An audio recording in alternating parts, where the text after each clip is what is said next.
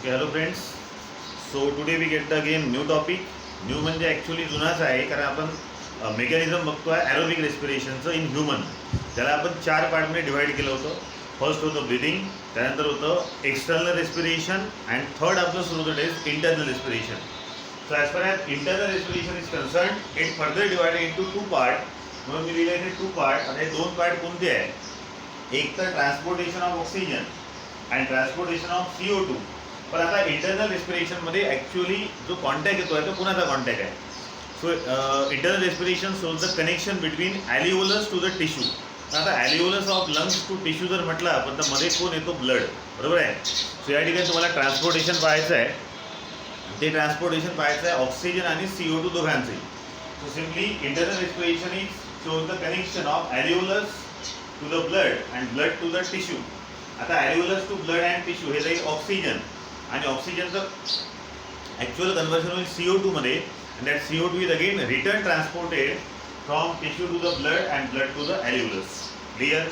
तर हा जो सेकंड पार्ट आहे इंटरनल रेस्पिरेशनचा तो आपल्याला आज बघायचा आहे. Okay, now as CO2 is radially soluble in water, so it quickly dissolve in that water that is present in the blood or plasma म्हणा and form the carbonic acid. आता actually जे CO2चा आपण transport बघू ते multiple त्याच्या कंपाऊंडच्या फॉर्ममध्ये येईल. एक तर CO2 स्वतः आहेच, दुसरं येईल कार्बोनिक ॲसिड, ठीक आहे. तिसरा येईल HCO3 सिंगल निगेटिव्ह आयन. म्हणजे ॲक्च्युली 3 फॉर्म आहे. CO2 as it is transport होईल, but when it combine with water the another compound of CO2 is there that is carbonic acid. आणि कार्बोनिक ॲसिड पुन्हा reduce होतो. तो थोडाफार part आपण ऑक्सिजनच्या वेळेला बघितला आहे into HCO3 negative and H positive ion. So या ॲक्च्युली 3 फॉर्ममध्ये तुम्हाला याचं ट्रान्सपोर्टेशन बघायचं आहे. क्लिअर? नाव ज्या पद्धतीनं ऑक्सिजनचं ट्रान्सपोर्टेशन प्लाझ्मा आणि हिमोग्लोबिन या दोघांनी केलं होतं, इन द सेम वे इथे सुद्धा आता ब्लडचा तो पार्ट आहे दॅट इज अ प्लाझ्मा, दुसरा आहे RBC. So that 2 component of blood are again also involve in the transportation of CO2. But transportation of CO2 is carried out by that 2 component that is plasma and RBC by 3 different ways. म्हणजे या 2 कंपोनंटच्या माध्यमातून 3 वेगवेगळ्या फॉर्ममध्ये CO2 throughout the alveolus to tissue transport केला जातो. नाव C कोणते 3 part आहे? तो पहिल्यांदा आपण लिहितोय की as CO2 is radially soluble in water so it form the carbonic acid. So it that is CO2 is transported mainly using the RBC and plasma. म्हणजे आता CO2 इटसेल्फ स्वतः म्हणा किंवा त्याचा दुसरा फॉर्म म्हणजे कार्बोनिक ॲसिड किंवा तिसरा म्हणजे त्याचे बायकार्बोनेट आयन जे आपण म्हणतो दॅट इज HCO3 निगेटिव्ह, या 3 माध्यमातून ट्रान्सपोर्ट केला जातो by means of RBC and plasma. So they are again 2 main components of blood which are directly involve in the transportation of CO2. Now that 2 components are transported the CO2 in the 3 different form. त्यातला पहिला form आहे transportation of CO2 by plasma. Clear? Component जरी 2 असले तरी 3 वेगळे ways दिले आहेत. There are 3 different ways. So first way is normally connected with plasma. Okay, second way जो ॲक्च्युली बायकार्बोनेट आयन सोबत आपल्याला घ्यायचा आहे तो transportation of CO2 by bicarbonate ion. आणि तिसरा येईल ॲक्च्युली आता इथे काय झालं आहे आपलं बघा, प्लाझ्मा झालं, बायकार्बोनेट झालं, राहिलं कोणतं RBC, तर तिसरा एक शॉर्ट फॉर्म आला आहे RBC. सो या 3 वेगवेगळ्या माध्यमातून CO2चं ओव्हरऑल ट्रान्सपोर्टेशन होतं. आता CO2चं ट्रान्सपोर्टेशन होणं म्हणजे काय? तर CO2 हा त्याच्या कंपाऊंडमध्ये कन्व्हर्ट होणं किंवा पुन्हा त्या जो काही त्याचा कंपाऊंड असेल त्यापासून रिटर्न कन्व्हर्ट होणं, हे फक्त याचं या पद्धतीनं कन्व्हर्शन अँड रिकन्व्हर्शन सुरू असते. So actually it is a irreversible reaction सुद्धा तुम्हाला म्हणता येईल. सो फर्स्ट पार्ट बघू आपण ट्रान्सपोर्ट ऑफ CO2 मध्ये, that is transportation of CO2 by plasma. Now plasma तुम्हाला माहिती आहे generally it is a main liquid present in the blood. त्यामुळे इथे जर ट्रान्सपोर्टेशन CO2चं होईल तर हे सोल्युशनच्या फॉर्ममध्ये व्हायला पाहिजे.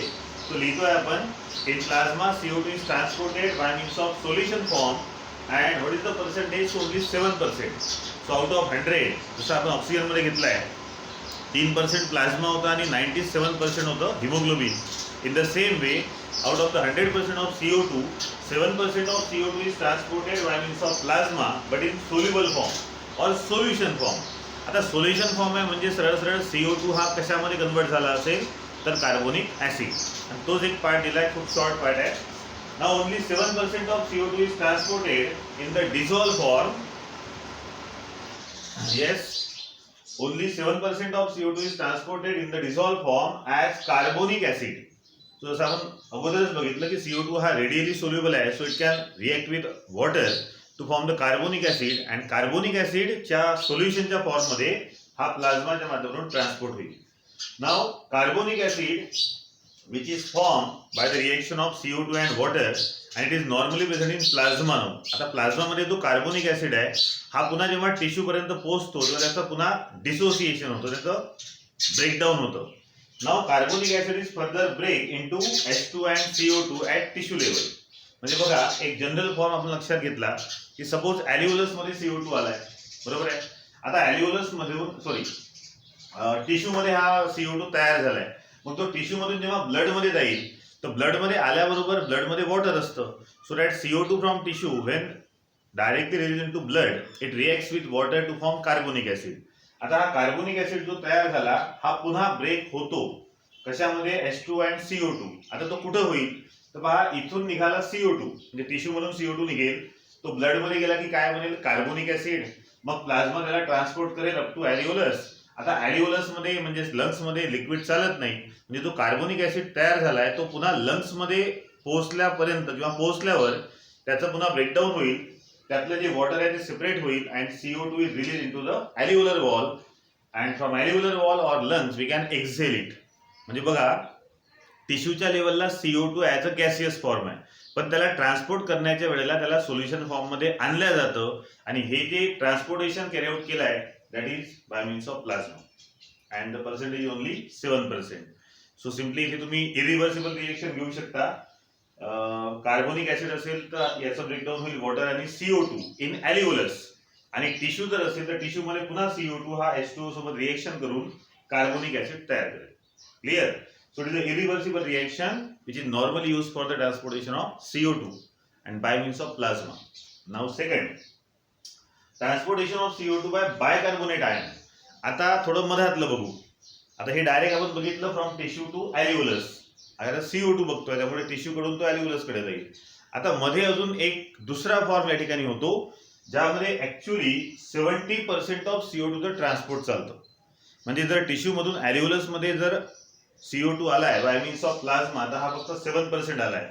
नाऊ रिमेनिंग ऍक्च्युली भरपूर पार्ट आहे, पण त्यातला 70% हा झालाय, 7 हा आहे, 23% तिकडे RBC मध्ये. Now 70% of CO2 is transported by means of carbonate ion. Now see काय होते इथे, तो 70% of CO2 release by the tissue और tissue cell diffuse into plasma. आता असं समजा ना की टिश्यू जवळ 100% CO2 तयार झाला, त्यातला 60% ॲल्युओलस मध्ये कोणी नेला तर प्लाझ्माने.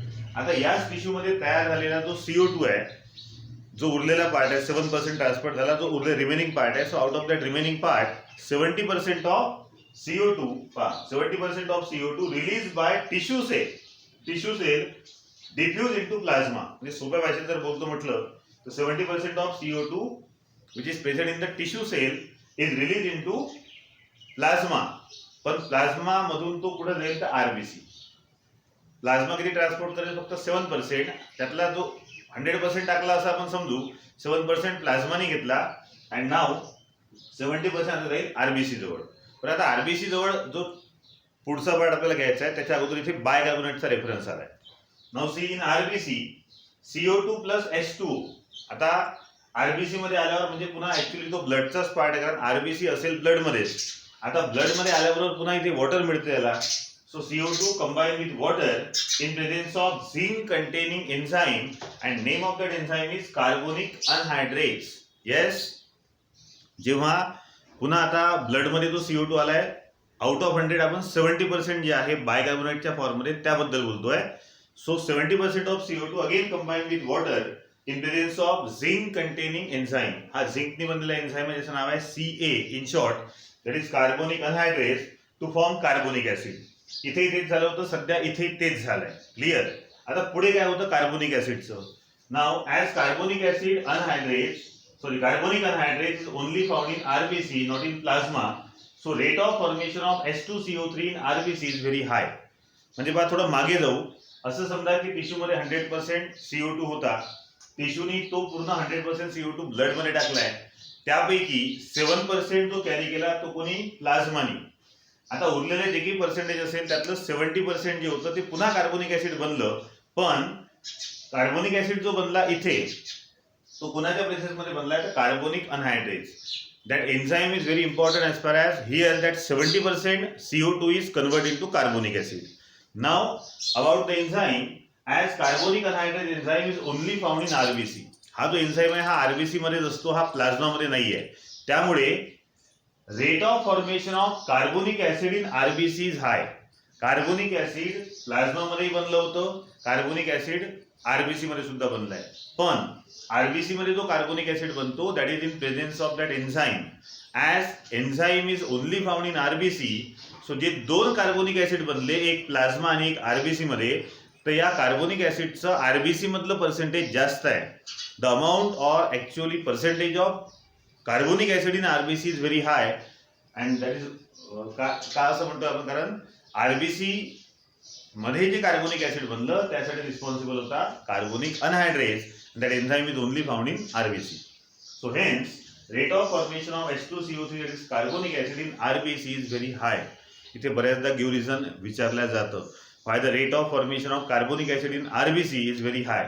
So the reason is that about that enzyme. Now next, पण आता हा जो कार्बोनिक ऍसिड बनलाय आरबीसी मध्ये बना, तो अनस्टेबल असतो. प्लाझ्मा मधला स्टेबल आहे, but carbonic acid form in the RBC is unstable.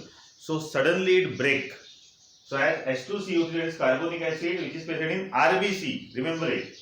It is unstable, so it is immediately dissociate or break down or split into HCO3 bicarbonate ion and H positive ion in presence of again that enzyme carbonic anhydrase. So carbonic acid present in the RBC is unstable, so it dissociate or break into HCO3 negative and H positive ion, leading to the large accumulation of HCO3 in RBC. आता RBC मध्ये actually 70% carbonic acid आला होता. आता तो unstable असल्यामुळे break झाला, त्यामुळे HCO3 चं जे आयोनिक पर्सेंटेज आहे आरबीसी मध्ये ते खूप जास्त झालं. क्लिअर? इथे रिएक्शन दाखवली आहे. म्हणजे आता आपण स्टार्टिंग पासून जर बघितलं तर हा टिश्यू मधला CO2 reacts with water to form carbonic acid. हा कुठला आरबीसी मधला. पण आता आरबीसी मधला हा कार्बोनिक ऍसिड पुन्हा अनस्टेबल आहे, so it further break into HCO3 bicarbonate ion and H positive ion. इथपर्यंत कळलं? आता पुढे काय होतं? आता सध्या आरबीसी मध्ये HCO3 आणि H पॉझिटिव्ह हे दोन्ही आलेले आहेत. Now thus it moves out from the RBC cause the imbalance of charge in RBC. आता आरबीसी मधला जो HCO3 आहे हा इथून निघतो, बाहेर जातो.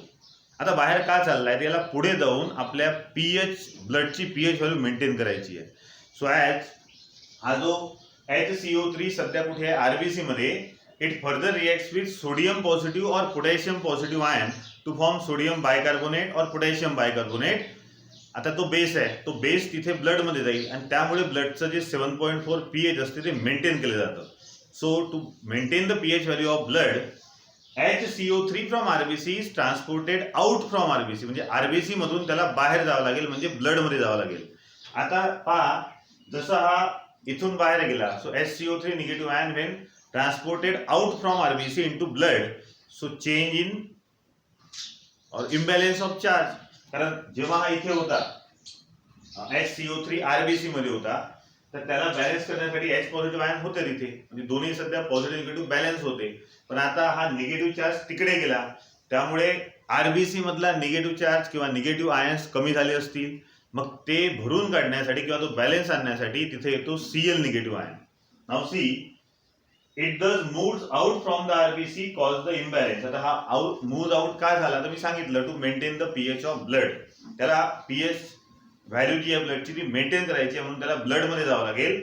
हा गेल्याबरोबर काय होतो, सो इथे झाला imbalance of charge in RBC. So RBC मधलं निगेटिव्ह चार्ज आयन झाले कमी, आणि हे आता बॅलन्स करण्यासाठी काय होतं, so to maintain the ionic balance between RBC and plasma. साहजिक आहे ना, आरबीसी मधून जर HCO3 निगेटिव्ह ब्लड मध्ये गेले म्हणजे ब्लड मधलं निगेटिव्ह आयन वाढले, आरबीसी मधले कमी झाले. मग अशा वेळेला सडनली ब्लडमधून Cl negative that is chloride negative ion is transported to the RBC to minimize that balance. तो जो बॅलन्स कमी जास्त झाला होता तो पुन्हा मेंटेन करण्यासाठी ब्लडमधून Cl निगेटिव्ह आयन कुठे ट्रान्सपोर्ट होतात, RBC मध्ये. And so to maintain the ionic balance between RBC and plasma, Cl negative ion diffuse into RBC. So this movement of chloride negative ion from blood to RBC is called as chloride shift or Hamburger's phenomenon. याला chloride shift किंवा हॅमबर्गर्स नावाचा scientist आहे ज्यांनी हे शोधून काढलंय. So हॅमबर्गर्स phenomenon किंवा chloride shift असं याला म्हटलं जातं. यावर सुद्धा बऱ्याचदा प्रश्न आलाय. म्हणजे क्लोराईड निगेटिव्ह आयन ब्लडमधून प्लाझ्मामध्ये आल्यामुळे ब्लडमधून RBC मध्ये आल्यामुळे आता जो बॅलन्स किंवा ऍक्च्युअली इम्बॅलन्स होतं ते आता बॅलन्स झालं. आणि तिकडे जो SCO3 गेलाय तो काय करतो पुढे. Now SCO3 negative in plasma. आता ब्लडमध्ये गेला म्हणजे त्याचं मेन लिक्विड प्लाझ्मा आहे. So now in plasma join the Na positive and K positive to form either NaHCO3 or KSCO3 that is sodium bicarbonate और potassium bicarbonate and maintain the pH of blood at 7.4. कारण कसं आहे की ब्लडचं जे आपलं pH value आहे ते 7.4 आहे. तिकडे निगेटिव्ह आयन गेला तुम्हाला माहिती ऍसिडिक बेसिक रॅडिकल आपलं झालंय 10वीला. तर हे सगळं झाल्यामुळे किंवा इकडचं HCO3 निगेटिव्ह ब्लडमध्ये गेल्यामुळे ओव्हरऑल ब्लडचं जे आयोनिक बॅलन्स आहे ते बिघडलं. त्यामुळे ब्लडची pH व्हॅल्यू मेंटेन करायसाठी हा SCO3 तिकडे गेला होता. पण तिकडे गेल्यामुळे इकडे RBC मध्ये निगेटिव्ह आयन्स कमी झाले म्हणून त्याला भरून काढण्यासाठी इकडून Cl निगेटिव्ह आला. क्लिअर. नाव लास्ट पॉइंट. जागा नव्हती वरून मी डायरेक्ट घेतोय. हे झालं आपलं समजा पेज नंबर 159 इथपर्यंत. क्लिअर. इथे रिएक्शन दिली आहे. रिएक्शन मी लिहिली नाही. सो इथे दिसतंय पहा. टेक्स्टबुक तुम्ही घेऊ शकता पॉज करून. HCO negative that comes in plasma joins to the sodium positive and potassium positive forming the either sodium bicarbonate or potassium bicarbonate which is directly used to maintain the pH of blood. त्यानंतर दोन reaction आल्या की कसं ते NaHCO3 वगैरे बनतं. आता हे झालं HCO3 निगेटिव्ह बद्दल. Now what about H positive. तर H पॉझिटिव्ह सुद्धा इथं होता दिलाय तिथे. H positive is taken up by protein that is haemoglobin. आता हा जो H पॉझिटिव्ह आयन आहे हा हिमोग्लोबिन घेतो. आणि त्या दिवशी जर तुम्हाला आठवत असेल ते सिग्मॉइड आपण घेतलं होतं म्हणजे बोअर्स इफेक्ट जो घेतलाय हा बोअर्स इफेक्ट तिथे H पॉझिटिव्ह आयन इन्क्रीज होण्याचा रेफरन्स आला होता. तर तो हा रेफरन्स आहे. इथला जो H पॉझिटिव्ह आयन आहे that is taken by haemoglobin to form reduce type of haemoglobin. कारण तुम्हाला माहिती आहे हायड्रोजन घेणं म्हणजे रिडक्शन झालं. सो याला रिड्यूस हिमोग्लोबिन म्हणतात. इथे दिलाय सरळ. This H positive ions might be expected to lower the blood pH but they are buffered by hemoglobin by the formation of deoxyhemoglobin that is reduced hemoglobin. आता हिमोग्लोबिननी H positive घेतल्यामुळे तो ब्लडची pH value कमी करू शकतो. म्हणून इथे H positive ion ब्लडमध्ये गेल्यावरही haemoglobin त्याला buffer म्हणून ऍक्ट होतो. म्हणजे ज्या H पॉझिटिव्ह आयननी ब्लडमध्ये गेल्यावर ब्लडची pH कमी करायला पाहिजे हिमोग्लोबिन त्याला जॉईन होतो आणि त्याला ते करू देत नाही. म्हणजे सरळ सरळ हिमोग्लोबिननी हायड्रोजनला रिड्यूस केलं आणि पुन्हा ब्लडची जी pH व्हॅल्यू आहे ती ॲट 7.4 मेंटेन केली जाते. That is about the transportation of CO2 by bicarbonate ion. यातलाच एक लास्ट पॉईंट आलाय. आता जो ऍक्च्युली आता इथलं बघू आपण ॲल्व्हिओलस मधलं. Now at the level of lungs in response to the low partial pressure of CO2 that is carbon dioxide PpCO2 आपण घेतल्या दिवशी of the alveolar air hydrogen ions hydrogen ions and bicarbonate ions combine to form carbonic acid again and under the influence of carbonic anhydrase yield the carbon dioxide and water. आता पहा HCO3 कुठे गेला आहे तर सध्या blood मध्ये आहे.